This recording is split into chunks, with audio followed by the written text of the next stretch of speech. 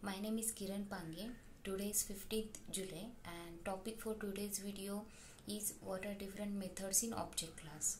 So object class, unlike our string, object class is also from java.lang package. There are various methods in it, we can call them as same as that of string class. String class is also from java.lang package and our object class is also from java.lang package. So object class is the parent class of all the classes in Java. So we can call it as a parent class of all the classes. So in inheritance we have seen that if you want to acquire properties of some class, then we should use extend keyword. So in this case we know that object class is parent of all classes, so we should use that keyword extend.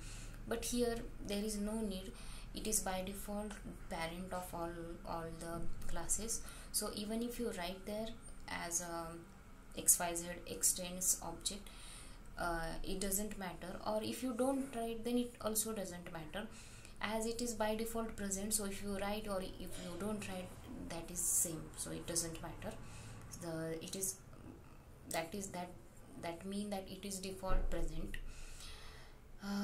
Then as it is the parent class, so every child can access properties like methods and variables from the parent. And even if every class is as I said, every class is child of the object class, so various methods can be fetched from there only. So before the methods we will see what is the use of then object class. So object class provides same behavioral methods to every class. For example, there are methods like comparing, cloning. These are some methods which are frequently used in every class.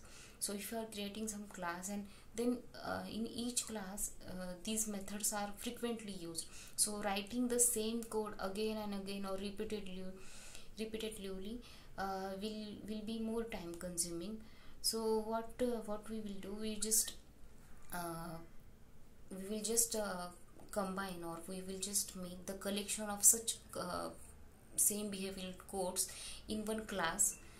That is our object class, means the methods or the objects or the codes that are repeatedly being used by every class frequently are present in object class. So if you want to use them, you just call that method and you can just use them. So object class reduces the processing task time. Also it reduces the time, means the repeatedly time that is consumed will be reduced by just using that object class. So this is the purpose of object class. There are various methods in object class. Actually there are 7 methods, means there are actually 11 methods, but 7 are we will see. So first is hash code. So every object has some code in JVM, so that code is returned in this method. So your return type will be an integer value, and it will return you an integer value. So hash code is used to return hash code, or the particular code that is present for particular that every object that is written in it. Then next is toString. So if you want string representation of any object, then you can use this method, or you can call this method toString. So toString is used to get string representation of any object. So it is a public it has public access specifier modifier. So this method returns a string value. So the return type will be string. So in that string there will be class name @ and the hash code. So it will return you a string. Return type will be string. So it is a public method and you can rewrite it. Then next is clone. Before that we will see notify. So notify is used to wake up a single thread which is waiting on a monitor. Notify all is another method. So this method is used to wake up all the threads that are waiting on the monitor. So notify and notify all are used to waking the threads. So it can be single, then it will be notify. If you want to means wake up all the threads, then it will be notify all. Then next is compare. Compare is used for comparing two objects. So compare is used, it will return you a boolean value. So it will return you as means either true or false. So this is used to compare two objects. If they are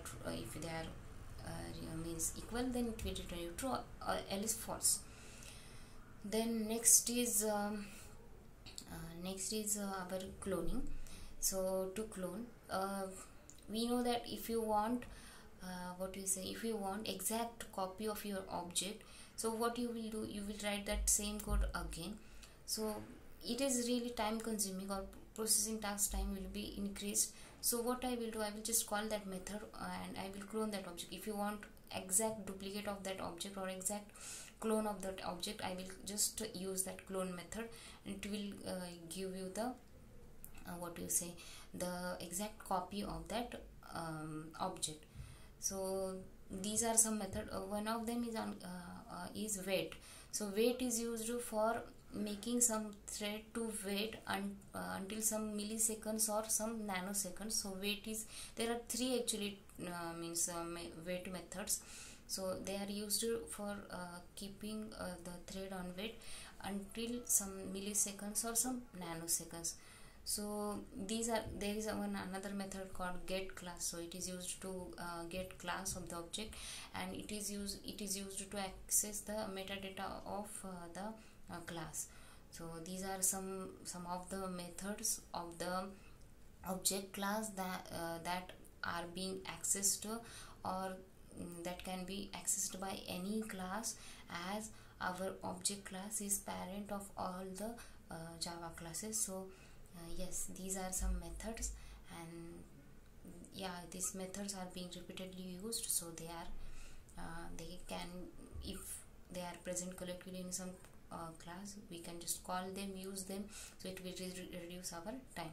Thank you.